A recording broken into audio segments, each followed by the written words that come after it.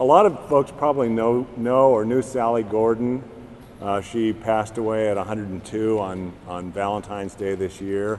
And as I told her, I said, I'm not her biological child, but it was like she had hundreds of children, and that throughout the community that were just like, I mean, every time you talked to Sally, it was like you were the most important person in the world.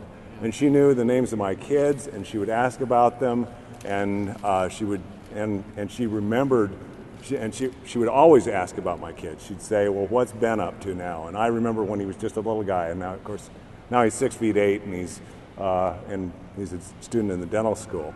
But the story about Sally is that the day that the bill passed, November 22nd, 2011, we'd been through some really tumultuous times in the legislature, but it was really a sigh of relief. It was the fact that we had gotten a routing process, a way to determine the way the pipelines were going to be.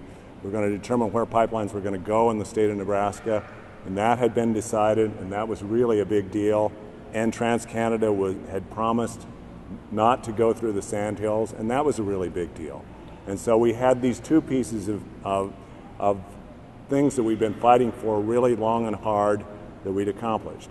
So that day, I'd been invited several months before to go talk to the Downtown Rotary Club here in Lincoln.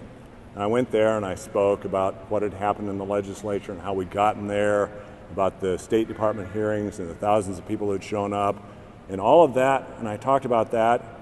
And after I got done speaking, the first person to get up and ask me a question was 102-year-old Sally Gordon.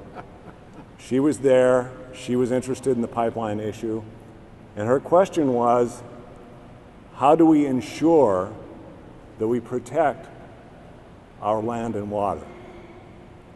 And my answer to Sally was, we have to keep our eyes and ears open, and we have to stay involved. And I think of that as my promise to Sally, and I think that all of us need to follow that kind of example. Thank you. Bravo, bravo.